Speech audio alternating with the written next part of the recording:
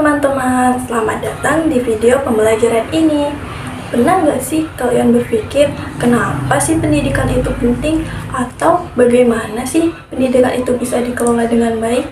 Nah, di video ini kita akan membahas dua hal penting, yaitu filsafat pendidikan dan manajemen pendidikan.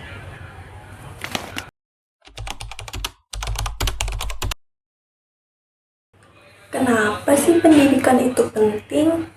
Nah, pendidikan itu seperti kompas yang menunjukkan arah hidup kita.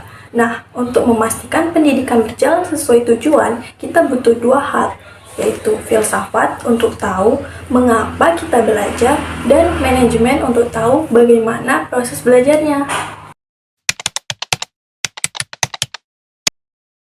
Apa sih itu filsafat pendidikan? Filsafat pendidikan adalah teori atau ideologi pendidikan yang muncul dari sifat filsafat seorang pendidikan, dari pengalaman-pengalamannya dalam pendidikan dan kehidupan, dari kajiannya tentang berbagai ilmu yang berhubungan dengan pendidikan.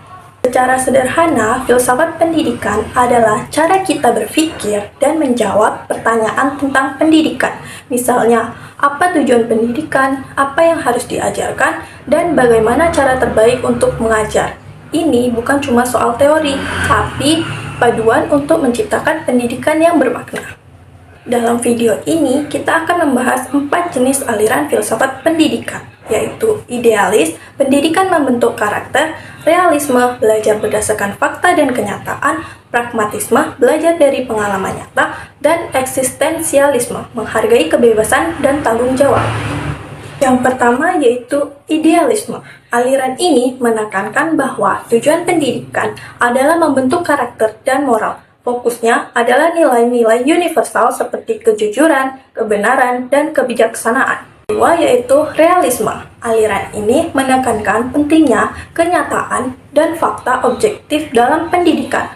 Realisme percaya bahwa dunia nyata adalah sumber utama pengetahuan. Yang ketiga yaitu pragmatisme. Aliran ini percaya bahwa belajar harus melalui pengalaman langsung. Tokoh pragmatisme seperti John Dewey mengenalkan konsep learning by doing atau belajar melalui praktik. Yang terakhir yaitu eksistensialisme. Aliran ini menempatkan kebebasan individu sebagai hal utama. Pendidikan menurut eksistensialisme adalah tentang membantu siswa menemukan makna hidupnya sendiri. Nah, dari penjelasan tadi, kita tahu bahwa setiap aliran filsafat pendidikan punya pandangan unik. Idealisme fokus pada nilai moral, realisme pada fakta objektif, pragmatisme pada pengalaman, dan eksistensialisme pada kebebasan individu. Jadi, menurut kalian, aliran mana nih yang paling cocok untuk pendidikan di masa sekarang? Filsafat pendidikan juga mempunyai fungsi loh, yaitu yang pertama, berfungsi sebagai landasan tujuan pendidikan. Filsafat berfungsi membantu menentukan tujuan pendidikan. Misalnya, apa tujuan kita menciptakan individu yang bermoral atau yang siap bekerja. Yang kedua, yaitu berfungsi sebagai pedoman penyusun kurikulum. Filsafat pendidikan juga menjadi pandangan dalam memilih materi dan metode pembelajaran. Contohnya, aliran idealisme mendorong kurikulum yang fokus pada seni dan etika, sedangkan realisme lebih fokus pada sains dan fakta. Fungsi yang ketiga yaitu sebagai pembentukan karakter guru dan siswa. Melalui filsafat pendidikan, tidak hanya mentransfer pengetahuan, tetapi juga membentuk karakter guru dan siswa. Fungsi yang keempat yaitu filsafat pendidikan sebagai dasar penyelesaian masalah pendidikan.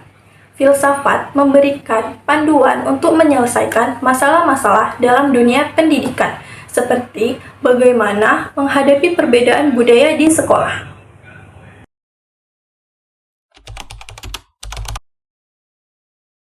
Manajemen pendidikan itu apa sih? Manajemen pendidikan adalah suatu kegiatan atau rangkaian kegiatan yang berupa proses pengelolaan usaha kerjasama sekelompok manusia yang tergabung dalam organisasi pendidikan untuk mencapai tujuan pendidikan yang telah ditetapkan sebelumnya. Secara sederhana, manajemen pendidikan adalah proses merencanakan, mengorganisasikan, melaksanakan, dan mengontrol sumber daya pendidikan agar tercapai tujuan pendidikan secara efektif dan efisien.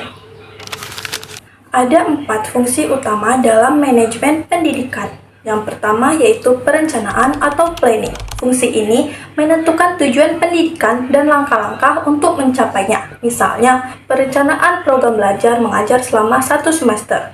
Yang kedua yaitu pengorganisasian atau organizing. Di sini, tugas dan tanggung jawab dibagi secara jelas. Misalnya, siapa yang mengajar, siapa yang menangani administrasi, dan siapa yang bertanggung jawab terhadap fasilitas. Yang ketiga yaitu pelaksanaan atau executing. Fungsi ini memastikan semua rencana dijalankan. Contohnya, mengadakan pelatihan guru atau menjalankan kegiatan belajar mengajar sesuai jadwal. Yang terakhir yaitu pengendalian atau controlling. Fungsi ini memastikan semua berjalan sesuai rencana. Jika ada masalah, maka dilakukan evaluasi untuk perbaikan, misalnya mengukur efektivitas metode pembelajaran di kelas. Kalau filsafat pendidikan itu seperti peta yang menunjukkan arah, teori manajemen pendidikan adalah mesinnya. Manajemen pendidikan membantu kita mengelola semua hal yang ada di sekolah, mulai dari guru, siswa, fasilitas, sampai kurikulum. Intinya biar semuanya berjalan lancar deh. Terima kasih sudah menyimak pembelajaran ini. Semoga materi tentang filsafat dan manajemen pendidikan bermanfaat untuk kalian. Tapi sebelum selesai, jangan lupa untuk mengerjakan evaluasi yang sudah disiapkan ya. Linknya ada di deskripsi video ini. Jadi, pastikan kalian mengisi evaluasi tersebut untuk membantu memahami materi lebih baik. Sampai jumpa di video selanjutnya.